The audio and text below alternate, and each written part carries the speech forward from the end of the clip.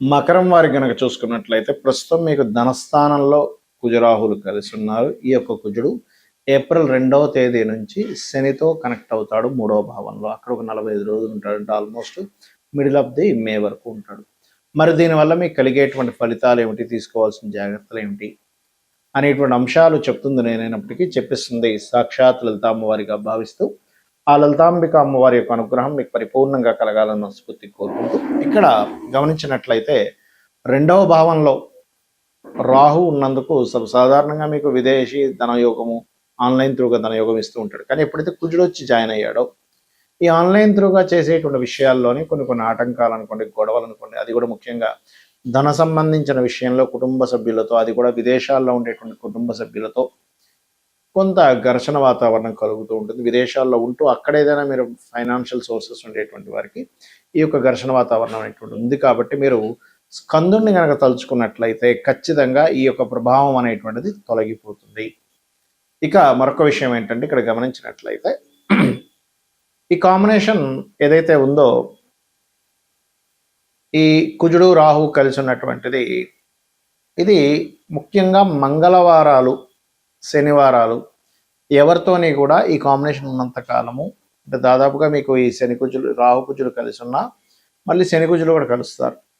కాబట్టి ఆల్మోస్ట్ మే 15th 17th వరకు కూడా మీరు మనీ ట్రాన్సాక్షన్స్ విషయంలో, ఏదైనా మాట్లాడుకునేటువంటి విషయంలో, కమ్యూనికేట్ చేసేటువంటి విషయంలో కొంత జాగ్రత్తగా ఉండాలి. ఎవరికైనా డబ్బులు ఇవ్వడం అది ముఖ్యంగా శనివారము మంగళవారం చేయకపోవడం మంచిది. ఎప్పుడైతే 3వ శని ఆల్రెడీ మీకు 3లో చాలా మంచిది. ఎప్పుడైతే జాయిన్ అవుతారో ఇది ఒక రకంగా చెప్పాలంటే కాన్ఫిడెన్స్ లెవెల్స్ని పెంచుతుంది, పోటీ తత్వాన్ని ఇస్తుంది. అదేవిధంగా కాస్త అగ్రెసివ్గా కొన్ని విషయాలను స్పందిస్తూ ఉంటారు. మరియు అదేవిధంగా కొంత గమనించుకున్నట్లయితే ఇది అన్నదమ్ములు, అక్క చెల్లెళ్ళు, తోబుట్టు వరుస వారితో తెలియని కొంత ఘర్షణ యోగాన్ని గురిస్తుంది. సహజంగానే కుజుడు అన్నదమ్ములకు కారకుడు అంటూ ఉంటారు. అలాగే ఎప్పుడైతే ఈ శత్రుగ్రహంతో కలిసిందో ఈ ప్రభావాన్ని ఇస్తూ ఉంటుంది. మరి దీనికి ఏం చేయాలి? శ్రీమాత్రే నమః అనే మంత్రము చేయడం మంచిది. అష్టమ స్థానంలో కేతు ఉంటూ కేతు మీద దీని ప్రభావం ఉంది కాబట్టి ముఖ్యంగా ఈ ఫలానా పని వల్ల అనవసరంగా కోర్టు కేసెస్ అవుతాయి అని అనుకునేటువంటి విషయంలో కొంచెం జాగ్రత్తగా ఉండండి. గురువులతో అనవసరమైన శత్రుత్వాలు పెరుగుతాయి దీనివల్ల.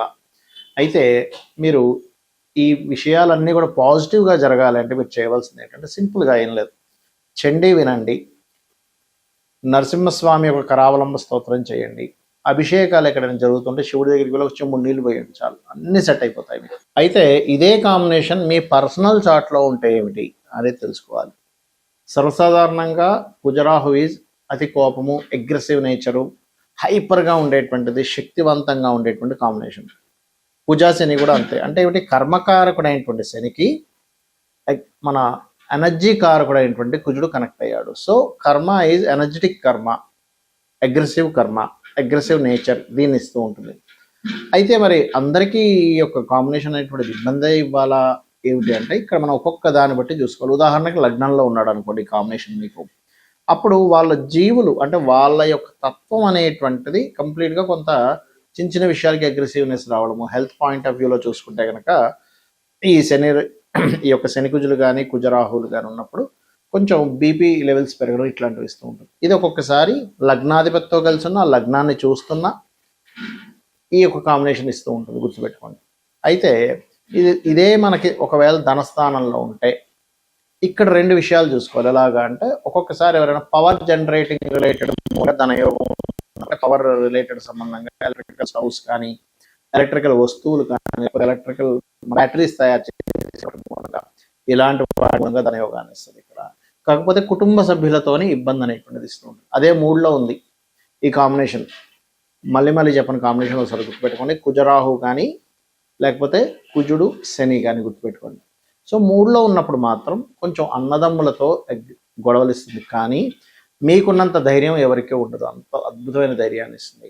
అయితే ఇక్కడ ఈ లగ్నానికి శుభులకి పాపులకి తేడా ఉంటుంది. ఎలా అంటే ఇప్పుడు ఈ కాంబినేషన్ ముఖ్యంగా కుజుడు ఎన్ని డిగ్రీల్లో ఉన్నాడు, రాహు ఎన్ని డిగ్రీల్లో ఉన్నాడు. ఆ లగ్నానికి కుజుడు శుభుడా రాహు శుభుడా, లేకపోతే కుజుడు శుభుడా శని శుభుడా అనేటువంటిది కూడా చూసుకోవాలి. ఎవరిని క్యాప్చర్ చేశారు, ఆ క్యాప్చర్ని బట్టి మీకుండే లగ్నాన్ని బట్టి కూడా చిన్న పిసర ఆ తేడా అనేటువంటిది వస్తుంది. అంటే ఒక గొడవ జరిగినప్పుడు మీకు లాభం కలగాల నష్టం కలగాల అనే దాని మీద ఆధారపడుతుంది.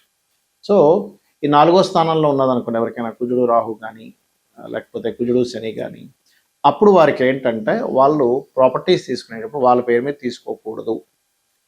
ఇంట్లో జీవిత భాగస్వామి పేరు మీద కానీ సంతానం పేర్ల మీద కానీ తీసుకోవాలి ఎప్పుడైనా సరే. ఎందుకంటే ఇక్కడ ఈ కాంబినేషన్ ఒక్కొక్కసారి కొన్ని చూడండి మోసపోవడాలు లేకపోతే కొన్ని గొడవలు జరగడాలు ఈ ప్రాపర్టీ మీద ఇస్తూ ఉంటుంది. ఇక పంచమం అయితే సంతానంతో కొంత గొడవలు ఉంటుంటాయి, అదేవిధంగా ఫ్రెండ్స్తో గొడవలు ఉంటాయి, షేర్ మార్కెట్ మూలంగా వీళ్ళు ఇబ్బంది పడతారనేటువంటిది అర్థం చేసుకోవాలి. 6లో కనుక ఈ కాంబినేషన్ ఉంటే టఫెస్ట్ ఫైట్ అంటే ఏమిటంటే మీరు ఎంత స్ట్రాంగ్గా ఉంటారంటే అసలు అర్థం కాదు అవతలడికి, బాబా ఇంత స్ట్రాంగ్ ఏంటారా మనిషి అని. 6th హౌస్ ఈజ్ పరాక్రమ స్థానంగా మరియు శత్రు నాశన స్థానంగా చెప్తారు. అందుకే పాపగ్రహాలు 6లో ఉన్న వాళ్ళతో ఎక్కువ శత్రుత్వాలు పెట్టుకోకూడదని శాస్త్రం. ఇక 7వ స్థానంలో కనుక ఉంటే మాత్రం జీవిత భాగస్వామితో వివాహం అయ్యేటువంటి అంశాలని పార్ట్నర్స్తోని గొడవలు జరుగుతుంటాయి. లగ్నం నుంచి అష్టమంలో ఉన్నప్పుడు తాతగారి ఆస్తి విషయంలో గొడవలు రావడము, తాతగారి ఆస్తి మీరు యాజ్ ఇట్ ఈజ్గా తీసుకోకుండా అమ్మేసి ఇంకోటి కొనుక్కోవడం చేస్తూ ఉండాలి. భాగ్యంలో ఉన్నప్పుడు తండ్రి గారికి కాస్త అగ్రెసివ్ నేచర్ ఉండడము, అదేవిధంగా తండ్రి గారికి గమనించుకున్నట్లయితే తనకి కొంచెం బీపీ లెవెల్స్ ఇవి ఉంటే కాస్త జాగ్రత్తగా ఉండాలి. అలాగే లాంగ్ జర్నీస్ చేసేటప్పుడు కొంత జాగ్రత్తగా ఉండాలి. ఇంకోటి ఈ కాంబినేషన్ 4లో ఉన్నప్పుడు అష్టమంలో ఉన్నప్పుడు కూడా కొంత యాక్సిడెంట్స్ కూడా ఇస్తుంది. దశమంలో ఉంటే వృత్తిలో రాక్షసుల్లా పనిచేస్తారు. అదేవిధంగా ఏంటంటే అతనంటే బాబోయ్ ఆయనంటే కెరియర్లో చాలా ఇదండి, లేకపోతే కెరియర్లో ఒక్కోసారి ఏమవుతుంటుంది అంటే కొలీగ్స్తో గొడవలు అవుతూ ఉంటాయి. ఇక లాభంలో ఉంటే అన్ని రకాల లాభాలు ఇస్తాయి 2 పాపగ్రహాలు ఉన్నప్పుడు. వ్యయస్థానంలో ఉన్నప్పుడు మాత్రం విదేశాలకు వెళ్ళి అక్కడ ఇబ్బంది పడడము, లేదా మ్యారిటల్ లైఫ్ కొంత డిస్టర్బెన్సెస్గా ఉండడం ఆఫ్టర్ మ్యారేజ్ తర్వాత జరుగుతూ ఉంటుంది. అదేవిధంగా తండ్రి గారు ఆస్తి పరంగా కూడా చూసుకుంటాం 12వ స్థానం అనేటువంటిది. అయితే ఇక్కడ మీరు అర్థం చేసుకోవాల్సిన విషయం ఏంటి అంటే ఇటువంటి కాంబినేషన్ మీ పర్సనల్ చార్ట్లో ఉంది, వెంటనే భయపడిపోవడం కాకుండా మీకు అసలు ఆ దశలు వచ్చాయా లేదా చూసుకోండి. ఆ మహాదశలు అనేవి రాకుండా ఏదో అయిపోతుందేమో, అమ్మో ఏదో మనకి కాంబినేషన్ ఉంది కాబట్టి అని అనుకోకండి. ఒకటి మహాదశలు అంతర్దశలు రావాలి. మహాదశ లేదు చిన్నప్పుడే అయిపోయింది, దాని ప్రభావం ఉండదు, పాయింట్ నెంబర్ 1. రెండవది అక్కడ అసలు అది యాక్టివ్ అవ్వదు ఒక్కోసారి, అంటే పోర్ట్ఫోలియోస్ ఏది కూడా దానికి కనెక్టివిటీలో ఉండవు. అలాంటప్పుడు కూడా ఏమీ కాదు, గుర్తుపెట్టుకోండి. అదేవిధంగా మీరు అగ్రెసివ్గా ఉంటేనే అది యాక్టివ్ అవుతుంది. మీరు అగ్రెసివ్ నేచర్ తగ్గించుకుంటే కూడా అది యాక్టివ్ అవ్వదు, గుర్తుపెట్టుకోండి. ఇప్పుడు ఎగ్జాంపుల్ 3లో ఉంది, కమ్యూనికేషన్స్ ద్వారా గొడవలు రావాలి, కానీ మీరు దాన్ని అర్థం చేసుకొని అస్సలు మీరు అగ్రెసివ్ నేచర్ని అసలు ప్రదర్శించకుండా చాలా కూల్గా సిచ్యువేషన్స్ అర్థం చేసుకుని ఉంటే అది యాక్టివ్ అవ్వదు. ఎప్పుడు కూడా మన యొక్క యాక్టివిటీస్ మీద గ్రహం యాక్టివ్ అవుతుంది, గుర్తుపెట్టుకోండి. మనం ఒక పని చేసి ఆ కర్మ తగ్గట్టుగా గ్రహం యాక్టివ్ అవుతుంది, అది మెయిన్గా గుర్తుపెట్టుకోవాలి. అలాగే మరి దీనికి పరిహారాలు ఏమిటి? కుజరాహువులు కలిసి ఉంటే రావి చెట్టు కిందని ఆ సర్ప ప్రతిష్ఠ చేసిన వాటి దగ్గరికి వెళ్ళి ప్రదక్షిణం చేయడము. ప్రదక్షిణం చేసేటప్పుడు ఒక చెంబులో నీళ్లు తీసుకొని అందులో పసుపు కుంకుమ గంధం వేసి చిటికెడు వేసి కలిపేసి ఆ యొక్క నీటితోనే మీరు ఆ నీటిని పట్టుకొని రావి చెట్టు చుట్టూ ప్రదక్షిణం చేసి వాటి మీద వేయడం. అదేవిధంగా శని కుజులున్నా కూడా ఈ రెమెడీ చేసుకోవచ్చు. గోవులకి క్యారెట్స్, బెల్లము ఇటువంటి పదార్థాలు తినిపించడము, మరియు వీలైనంత మటుకు శివాభిషేకం ఎక్కువగా చేసుకోవడము, విష్ణు సహస్రనామాలు రెగ్యులర్గా వింటూ ఉండడము, చండీ పారాయణం లాంటివి చేయించుకుంటూ ఉండడం చేస్తూ ఉంటే ఖచ్చితంగా మీకు దీని యొక్క ప్రభావం కంప్లీట్గా పాజిటివ్గా రావడం జరుగుతుంది. శ్రీమాత్రే నమః.